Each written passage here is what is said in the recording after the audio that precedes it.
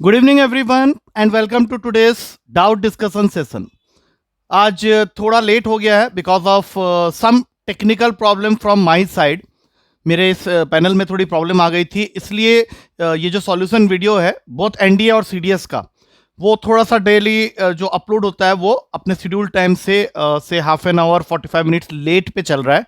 But any how, कल तुम्हारा weekly paper है तो उसके लिए अच्छे से प्रिपरेशन करो। एंड यस, आज का जो पेपर हुआ था उसकी भी डिस्कशन हम लोग करने जा रहे हैं। तो पहले स्टार्ट करेंगे daily NDA test paper number new set 24 number. तो स्टार्ट करते हैं आज के पेपर का डिस्कशन। तो आज के पेपर का जो सबसे पहला क्वेश्चन है कोऑर्डिनेट ज्योमेट्री के स्ट्रेट लाइन चैप्टर से रिलेटेड है। और थोड़ा सा फॉर्मेट में ये क्वेश्चन अलग लग रहा होगा तुम्हें, क्योंकि इसमें तुम्हें दो लाइन की इक्वेशन दे रखी है और वो तुमसे पूछ रहा है कि how many integral values of m are there for which the x coordinate of the point of intersection of these two lines is also an integer। मतलब तुम्हें x की वो वैल्यूज बतानी है जो कि इन दोनों लाइंस के इंटरसेक्शन से तुम्हें मिलेगी, लेकिन वो इंटीग्रल वैल्यू होनी चाहिए। और मजे की बात यह है कि इसमें उसने एक m छोड़ दिया है। तो तुम्हें सबसे पहले इनका पॉइंट ऑफ इंटरसेक्शन निकालना है, लेकिन उसमें जो भी x कोऑर्डिनेट आएगा वो ऑब्वियस सी बात है कि m के टर्म्स में आएगा। तो क्वेश्चन को स्टार्ट करते हैं। सबसे पहले 3x प्लस 4, ये y वाली वैल्यू पूरी की पूरी इसके अंदर पुट कर दो, इज इक्वल्स टू 9। तो यहां से आ गया 3x plus 4mx plus 4 is equals to 9, जो कि इसको बना देगा 3x plus 4mx is equals to 5। और यहां से अगर मैं x कॉमन ले लूं तो अंदर आ गया 3 plus 4m is equals to 5। और फाइनली आ गया 5/3 प्लस 4m। काफी बच्चों ने जिन्होंने इसको ट्राई किया होगा वो स्टेप में आके रुक गए होंगे, क्योंकि इसके आगे तुम्हें ये सोचना पड़ेगा कि अगर मुझे x को एक इंटीग्रल वैल्यू प्रोवाइड करना है तो मेरा ये जो फ्रैक्शनल पार्ट है it should convert it into an integer part. और उसके लिए जरूरी क्या है, देखो तुम 5 को तो चेंज कर नहीं सकते, तो तुम्हें यह सोचना है कि 3 प्लस 4m इनमें से अगर कोई भी वैल्यू लेता है, जैसे कि 5 -5 1 या फिर -1, तो इन ऑल दीज केसेस क्या होगा। सपोज कर लो 3 प्लस 4m तुम यहां पे 5 कर देते हो तो x को एक इंटीग्रल वैल्यू मिल जाएगी, दैट इज 1।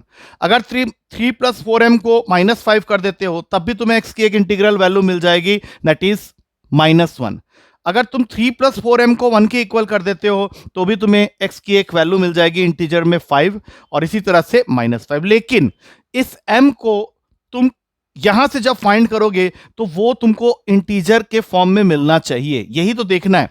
तो अगर मैं फर्स्ट इक्वेशन की बात करूं तो यहां से 4m हो जाएगा 2 के बराबर और m आ जाएगा 1/2। दैट मीन्स ये वैल्यू मैं ले नहीं पाऊंगा, दिस इज नॉट अलाउड। अगर मैं सेकंड केस में चलता हूं तो यहां से 4m की वैल्यू आ जाएगी -8 और यहां से मुझे m मिल जाएगा -2 जो कि इंटीजर है, तो ये वैल्यू मेरा चल जाएगा। अब इसमें चलते हैं, अगर मैं 3 प्लस 4m को 1 के इक्वल करूंगा तो यहां से मुझे 4m की वैल्यू मिल जाएगी -2 जो कि मेरे m को बना देगा अगेन -2, तो ये वैल्यू भी मेरा चल जाएगा। और अगर मैं इसको लेके चलता हूं तो ये बन जाएगा 4m इज इक्वल्स टू -4 और m की वैल्यू आ जाएगी -1। मुझे यहां पे पुट कर करके भी देखना पड़ेगा इनको एक एक करके। अब जैसे यहां पे मैंने 3 प्लस 4m को m के इक्वल किया, नहीं ये मेरा थोड़ा गलत हो गया, यहां से m की वैल्यू -1/2 आएगी, तो -1/2 को हम लोग कैरी फॉरवर्ड नहीं कर पाएंगे, बट ये m इक्वल्स टू -1 दे रहा है, इसको लेंगे। तो हमारे पास में ये दो केसेस की ही वैलिडिटी हो रही है, दैट मीन्स यहां पे तुमको सी ऑप्शन को टिक मारना पड़ेगा कि ऐसे दो पॉसिबल सॉल्यूशंस तुम्हें x कोऑर्डिनेट के लिए मिल सकते हैं। आई होप तुम्हें चीजें समझ में आ गई होंगी। अब चलते हैं अगले क्वेश्चन की तरफ। अगला क्वेश्चन तुमको पूछ रहा है कि what is the area of the equilateral triangle which is inscribed in a given circle.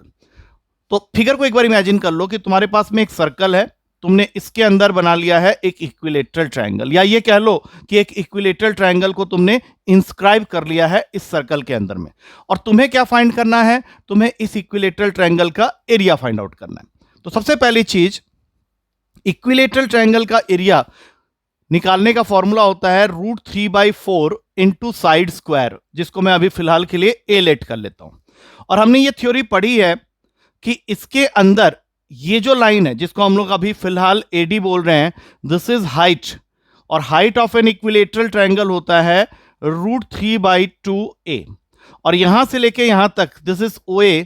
तो इसकी वैल्यू को, जो कि you can say equilateral triangle के अंदर में अभी ये जो O पॉइंट है that is acting as centroid, circumcentre, orthocentre and as well as incentre.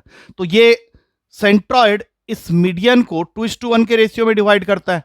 तो हमारा जो OA है, जिसको मैं रेडियस भी कह सकता हूं, that will become 2/3 of this length, क्योंकि 2:1 का मतलब है कि जो भी तुम्हारा हाइट है उसके 2/3 के इक्वल हो जाएगा। तो मैं यहां पे लिखता हूं 2/3 इंटू √3/2a, और ये तो फॉर्मूला हमने डिराइव किया ही था। तो यहां से तुमको इस r की वैल्यू मिल जाएगी, 2 और 2 काट दो, a/√3। अब इस a/√3 को अगर मैं यहां यूज कर लेता हूं तो क्या होगा, देखो √3/4 तो अपने पास है ही, a की वैल्यू यहां से आ जाएगी √3r, और √3r को मैं यहां डालूंगा तो ये बन जाएगा 3r², 3√3/4 इंटू r²। और r निकालने का फॉर्मूला, अगर तुम्हारे पास में सर्कल की पूरी इक्वेशन है तो r निकालने का फॉर्मूला होता है अंडर रूट का g² प्लस f² - c। और g और f कैसे निकालते हैं, आई होप तुम लोगों को पता होगा। इसका आधा कर देंगे और स्क्वायर कर देंगे, 49/4, 9/2 का स्क्वायर किया 81/4, और -5। अब इसको सॉल्व करते हैं, ये तुम्हारा बन जाएगा 110/4, और इसको अगर यहीं पे काट दें तो ये बन जाएगा 55/2। अब इसकी स्क्वायरिंग की गई है तो यहां पे फाइनली आ गया 3√3/4 इंटू 55/2। अब 55 इंटू 3 होता है 165, √3 अपना फिक्स रहेगा, और यहां नीचे आ गया 8। अब सिर्फ ये ढूंढो कि ये ऑप्शन कहां पे है, तो ये ऑप्शन अवेलेबल है बी ऑप्शन में, and that will become your correct answer. अब चलते हैं अगले क्वेश्चन के अंदर। अगला क्वेश्चन तुम्हारा एलिप्स का है। ये क्वेश्चन थोड़ा ध्यान से पढ़ेंगे क्योंकि इस तरह का एक और क्वेश्चन भी होता है जो कि हमारे असाइनमेंट बुकलेट में है, but then this question and that question is different, तो इसको थोड़ा ध्यान से देख लेना। क्वेश्चन कह रहा है कि इन एन एलिप्स, सबसे पहले एक एलिप्स बना लो, ये है तुम्हारा ellipse. If the lines joining focus to extremities of the minor axis, देखो ये तुम्हारा माइनर एक्सिस होता है, और फोकस सिंगल लेने के लिए बोल रहा है वो तुमको, तो यहां से रख लो ये वाले को फोकस। इसको तुमने जब ज्वाइन किया end points of minor axis के साथ, then you are getting an equilateral triangle with the minor axis. मतलब अब तुम ये कह सकते हो कि इस फिगर के अंदर में BFB' is an equilateral triangle. और अब इसी बात को यूज करके तुम्हें इस एलिप्स की इसेंट्रिसिटी को फाइंड आउट करना है। तो इसमें क्या करना है, ध्यान से देखो। सबसे पहली चीज, इक्विलेटरल ट्रायंगल का हर एंगल 60 डिग्री का होता है, तो इस एंगल को, इस ट्रायंगल के अंदर इस एंगल को मैं ले लेता हूं इन ट्रायंगल OBF'। अब इस ट्रायंगल के अंदर में tan 60 डिग्री की जो वैल्यू होगी that will be equals to OF/OB'। और OF क्या है, ये फोकस का कोऑर्डिनेट होता है, यहां पे मैं लिख लेता हूं AE, और OB' हो गया अपना सिंपली B। तो तुमको मिल गया √3 इक्वल्स टू AE/B, जिसको मैं लिख सकता हूं 1/√3 इक्वल्स टू B/AE। तो यहां से तुम्हारा B/A का जो वैल्यू है अगले स्टेप में आ जाएगा E/√3। और इसेंट्रिसिटी निकालने का जो फॉर्मूला मुझे पता है एलिप्स के केस के लिए, वो होता है होल अंडर रूट में 1 - B²/A²। तो अभी तुमको सिंपली क्या करना है, ये जो तुमने B/A निकाला हुआ है उसका स्क्वायर करके तुमको यहां पे पुट कर देना है, तो ये बन जाएगा E²/3। अब मारो इसकी स्क्वायरिंग, तो यहां पे आ जाएगा E² इक्वल्स टू 1 - E²/3। अब इसका एलसीएम लेके इसको सॉल्व कर लो, तो 3E² equals to 3 - E², that means 4E² 3 के बराबर आएगा, और फाइनली तुम्हारा आंसर आ गया E is equals to √3/2। Okay, ये वीडियो बीच में पॉज हो गई थी, बट पॉज होने तक मैं यहां तक पहुंच गया था, तो यू कैन इजीली अंडरस्टैंड कि ये क्वेश्चन बीच में नहीं रुका हुआ था। तो इसका जो इसेंट्रिसिटी का वैल्यू आया है that is √3/2, and that is available in D option. अब आगे बढ़ते हैं नेक्स्ट क्वेश्चन की तरफ। नेक्स्ट क्वेश्चन है हमारा एपी चैप्टर का। अब जरा ध्यान से देखो, ये क्वेश्चन थोड़ा सा अलग लग रहा होगा बट है ये इजी क्वेश्चन। तुम्हें एक एपी दी हुई है, पहली बात तो ये एपी है कहां, तो अगर तुम ध्यान से देखो तो ये जो टर्म्स लिखे हुए हैं x+1 + x+4 + x+7, यहां तक तुम देख सकते हो कि इनका जो कॉमन डिफरेंस आ रहा है वो 3 3 का आ रहा है, और इन सब का सम है 155 के इक्वल। तुम्हें इसको सॉल्व करना है। सॉल्व करने का मतलब होता है एक्स की वैल्यू को फाइंड आउट करना है। तो सबसे पहला काम तुम ये डिसाइड करो कि ये टोटल टर्म्स है कितने, मतलब x+1 से लेके x+28 तक अगर ये 3 के गैप में चल रहा है तो you can find out how many terms they are by using nth term of the formula. AP का nth टर्म मतलब लास्ट टर्म निकालने का फॉर्मूला यूज करो। यहाँ पे लास्ट टर्म है x+28, पहला टर्म है x+1 और कॉमन डिफरेंस जो है वो 3 का है। 3 कैसे, x+4 माइनस x+1।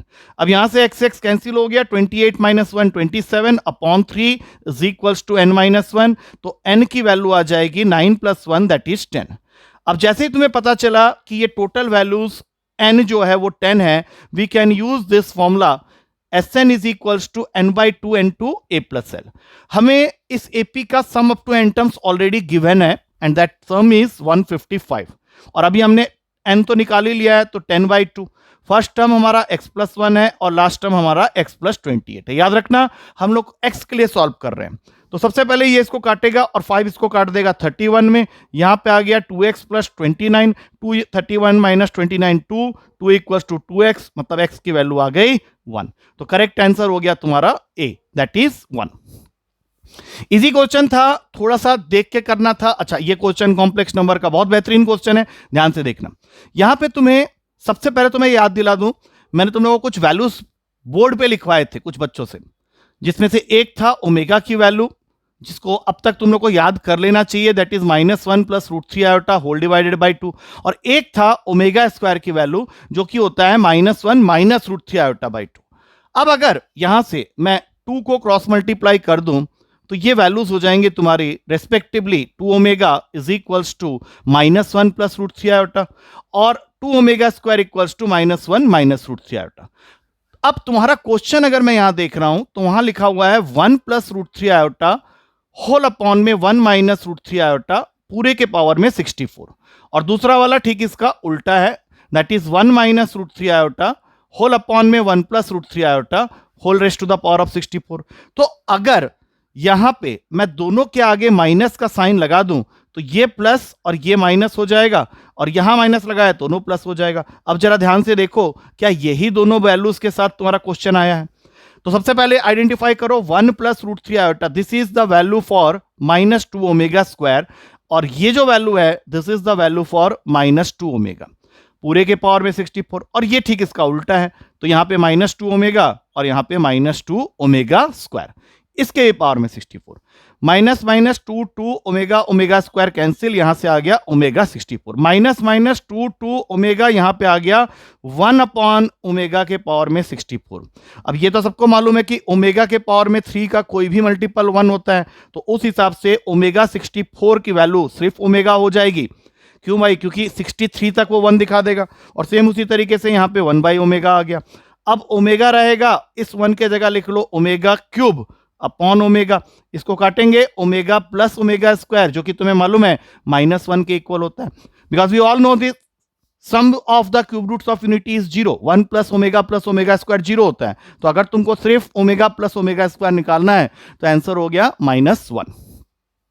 अब चलते हैं अगले क्वेश्चन की तरफ। अगला क्वेश्चन है क्वाड्रेटिक का, बहुत बेहतरीन क्वेश्चन है, इसको थोड़ा ध्यान से करना होगा।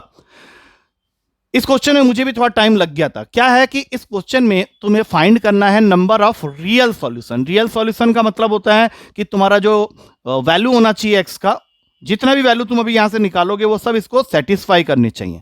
तो तुम्हारा क्वाड्रेटिक इक्वेशन क्या है?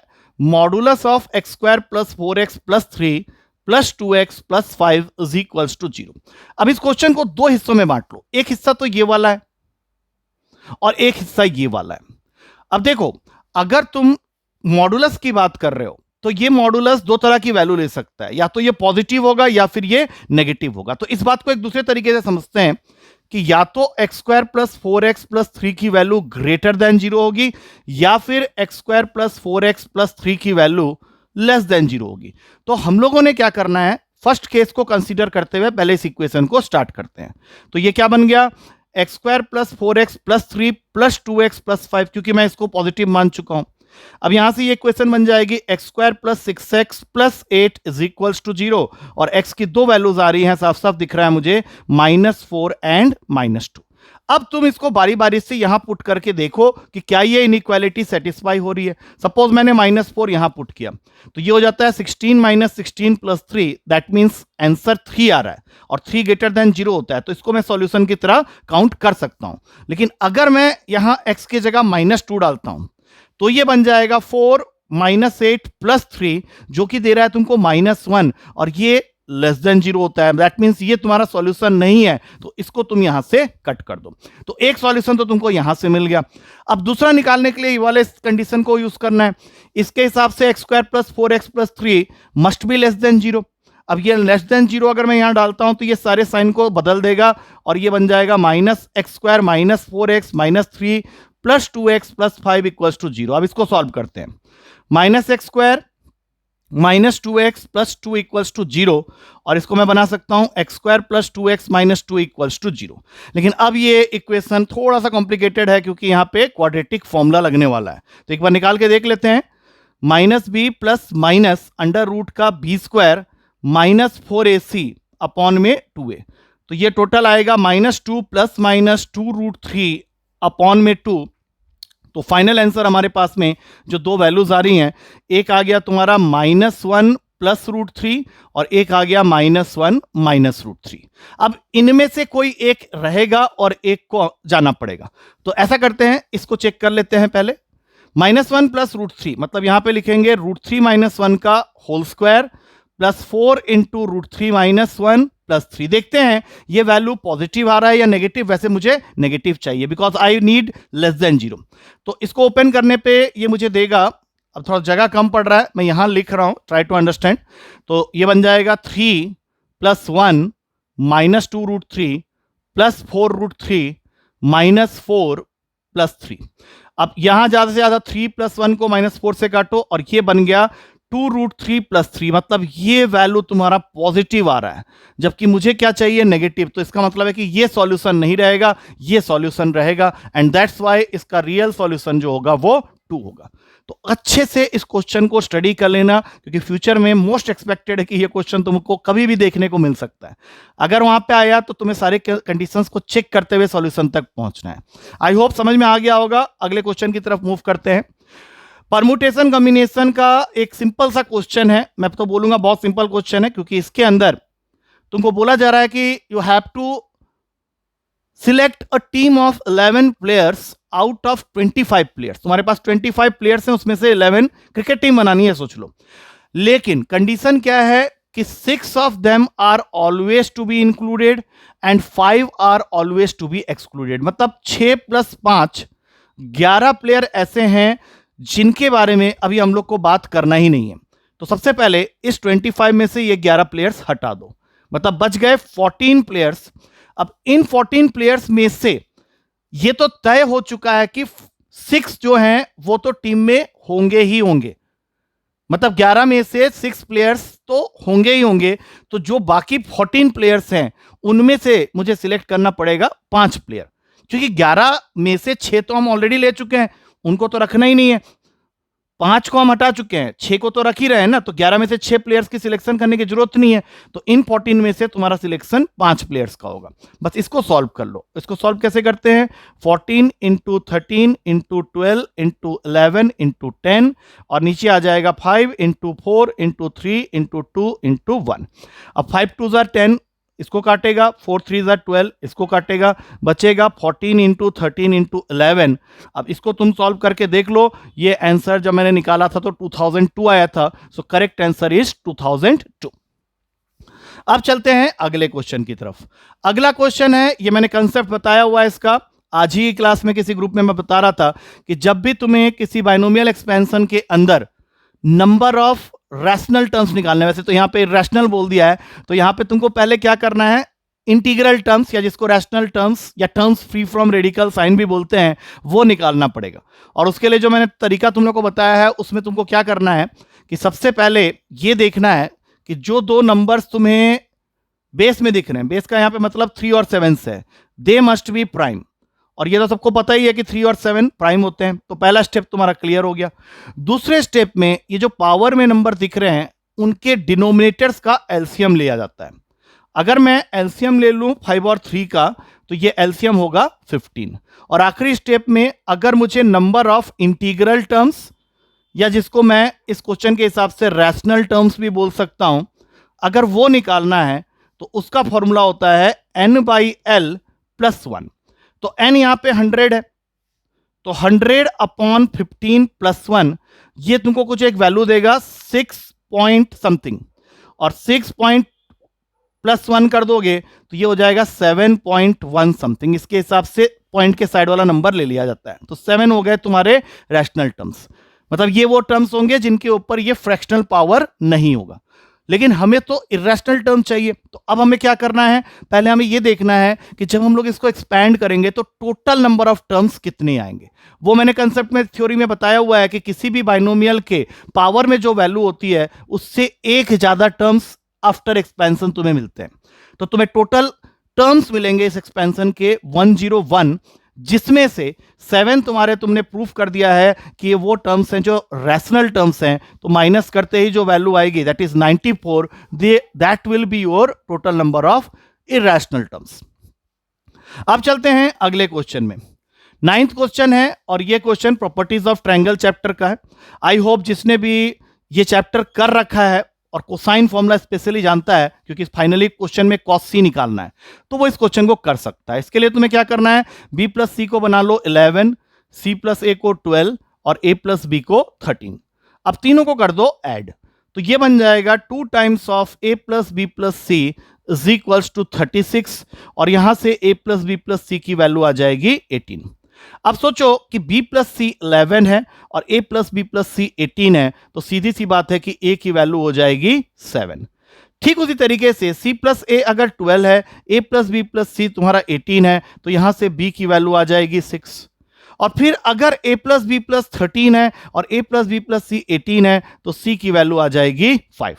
अब जैसे ही तुम्हें तीनों साइड्स मिल गए तो हमारा कोसाइन फॉर्मूला एंगल और साइड को ही तो रिलेट करता है। तो तुम्हें सिर्फ cos c का फॉर्मूला पता होना चाहिए, जो कि होता है a² + b² - c² अपॉन में 2ab। a² मतलब 49, b² मतलब 36, c² मतलब 25, और 2ab करोगे तो 2 × 7 × 6 84 हो जाएगा। अब जरा इसको सॉल्व कर लो। 49 + 36 हो गया 85, 85 - 25 हो गया 60/84। अब जरा ध्यान से देखो, 12 के टेबल में ये दोनों वैल्यूज कैंसिल हो जाएंगे 5 और 7 में, और ऑप्शन में पक्का 5/7 होगा। So b will be your correct answer. अब आते हैं आखिरी क्वेश्चन की तरफ। तो आखिरी क्वेश्चन सिंपल सा क्वेश्चन है, कंपोनेंडो डिविडेंडो। इस प्रॉपर्टी के ऊपर हमने काफी क्वेश्चंस देखे हैं, और ये भी उन्हीं का एक रूप है जिसमें तुम्हें दे रखा है कि sin theta + phi upon sin theta - phi, मैंने इक्वेशन को पहले ही ब्रेक कर लिया, इज इक्वल्स टू n/1। और तुम्हें फाइंड करना है क्वेश्चन में tan theta upon tan phi का रेशियो। तो कंपोनेंडो एंड डिविडेंडो एक बार फिर से याद दिला दूं कि अगर किसी क्वेश्चन में a/b c/d के इक्वल दिया है, तो we can always write a + b upon a - b is equals to c + d upon c - d। इस प्रॉपर्टी को हम लोग बोलते हैं मैथमेटिक्स में कंपोनेंडो एंड डिविडेंडो। ये मैंने कई बार बताया हुआ है, एक बार फिर से रिपीट कर दे रहा हूं क्योंकि इंपॉर्टेंट है from your exam point of view. तो अगर मैं ये प्रॉपर्टी यहां लगाऊं, इसको a, इसको b, c और d मानते हुए, तो यहां से आ जाएगा sin theta + phi plus sin theta - phi whole upon में sin theta + phi minus sin theta - phi, और वहां बन गया n+1 अपॉन n-1। अब तुम्हें sin a plus sin b का तो फॉर्मूला पता ही है, तो ये बन जाएगा 2 sin a + b/2 करोगे तो 2 θ/2, और यहां इंटू cos a - b/2 करोगे तो 2 phi/2 हो जाएगा। सेम उसी तरीके से sin a - sin b का फॉर्मूला होता है 2 cos a + b/2 करोगे, अगेन 2 θ/2, और इंटू sin a - b/2 करोगे तो 2 phi/2। ये बैठे रहेगा अपना n+1 upon n-1। I think तुम्हारा आंसर आ चुका है, क्योंकि 2 से 2 कैंसिल, यहां से 2 2 2 2 सारे 2 कैंसिल हो जाएंगे, तो ये बन गया तुम्हारा tan थीटा, और इसको अगर नीचे ले आओगे sin phi cos phi, तो ये बन जाएगा tan phi। तो फाइनल आंसर आ गया तुम्हारा B option, that is n+1 upon n-1। अब मैं पेपर के स्टैंडर्ड के ऊपर कोई कमेंट नहीं करना चाहता है, you have already seen the solution except 1 और 2 क्वेश्चन आई कैन से जो कि बिट कॉम्प्लिकेटेड थे। आज के पेपर में वैसे स्कोर हाईएस्ट जो गया था आई थिंक अराउंड 12 या 13 चला गया था, but yes there are few students those are miserable, मतलब उनसे एक्चुअली कुछ भी नहीं हो रहा है, they are simply sitting and not doing even anything. तो मैं नाम नहीं लेना चाहूँगा, थोड़ा सा अलग लगेगा, but there are some fellows, क्योंकि हर क्लासरूम में होते हैं कुछ ऐसे बच्चे जो एक्चुअली कुछ भी नहीं करना चाहते, वो बाई फोर्स आते हैं, उनके पेरेंट्स ने उन्हें भेज दिया होता है just to waste there precious hard and money. I don't know why the parents are forcing students nowadays to join defence services, क्योंकि डिफेंस सर्विसेज एक तरह से एक तपस्या है, एक कमिटमेंट है, एक एम है, और उसको पाने के लिए तुम्हें जो मेहनत करना है या जो इंथुजियाज्म और जिल तुम्हारे अंदर से निकलनी चाहिए वो बिल्कुल हाई लेवल की होनी चाहिए।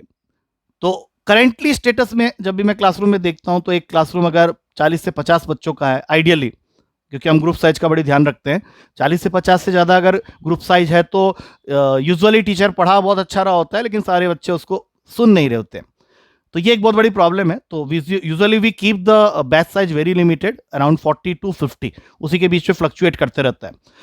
तो इन ग्रुप के अंदर में हमेशा जब हम पढ़ाने स्टार्ट करते हैं तो मैं 10 से 12 बच्चे ऐसे दिख जाते हैं जो कि उस कमिटमेंट लेवल के साथ आए होते हैं। बाकियों के अंदर से वो कमिटमेंट लेवल जो है हमें जगाना पड़ता है, और इसमें से 50% जनता सिर्फ वही होती है जो टाइम पास कर रही होती है, ना तो उनके अंदर कोई जुनून होता है ना ही उनको अंदर कुछ करने की चाह होती है।